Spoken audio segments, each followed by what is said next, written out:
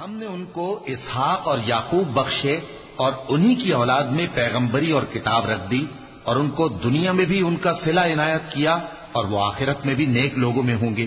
اور لوط کو یاد کرو جب انہوں نے اپنی قوم سے کہا کہ تم عجب بے حیائی کے مرتکب ہوتے ہو، تم سے پہلے اہل عالم میں سے کسی نے ایسا کام نہیں کیا، کیا تم مردوں کی طرف مائل ہوتے اور راہزنی کرتے ہو اور اپنی مجلسوں میں ناپسندیدہ کام کرتے ہو؟ تو ان کی قوم کے لوگ جواب میں بولے تو یہ بولے کہ اگر تم سچے ہو تو ہم پر عذاب لے آؤ۔ لوط نے کہا کہ اے میرے پروردگار، ان مفسد لوگوں کے مقابلے میں مجھے نصرت عنایت فرما۔ اور جب ہمارے فرشتے ابراہیم کے پاس خوشی کی خبر لے کر آئے تو کہنے لگے کہ ہم اس بستی کے لوگوں کو ہلاک کر دینے والے ہیں کہ یہاں کے رہنے والے نافرمان ہیں۔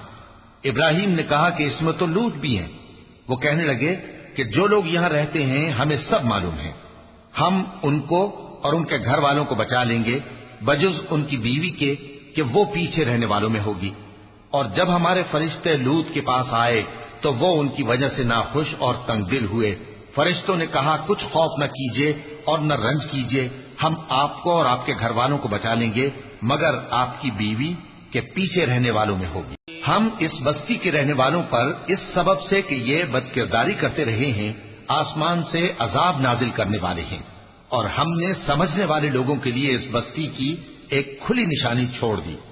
اور مدین کی طرف ان کے بھائی شعیب کو بھیجا تو انہوں نے کہا اے قوم، اللہ کی عبادت کرو اور روز آخر کے آنے کی امید رکھو اور ملک میں فساد نہ مچاؤ، مگر انہوں نے ان کو جھوٹا سمجھا، سو ان کو زلزلے کے عذاب نے آ پکڑا اور وہ اپنے گھروں میں اوندھے پڑے رہ گئے۔